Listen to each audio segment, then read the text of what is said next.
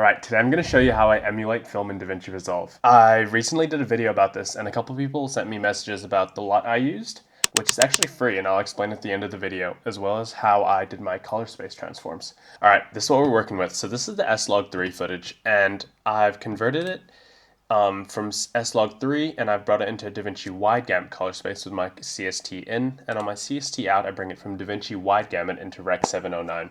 So looking at this footage, and just looking here at our waveform, the footage is pretty overexposed and borderline clipping. So I come into my exposure node and I use my primaries to decrease the gain and decrease the gamma. I'm quite happy with that.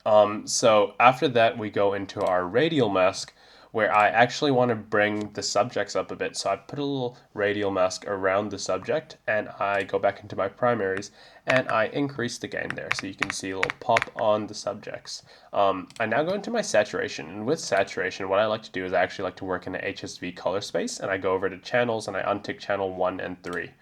And I've dialed up my saturation using my gain wheel here. So as you can see, increase and decrease saturation. I am happy with that. Awesome. So now we're in our contrast curve, and I actually pulled down the highlights just a little bit and gave off this smooth highlight roll off that you tend to see in a lot of film stock. And now we go over and we convert our footage into Cineon film log so that we can use our LUT.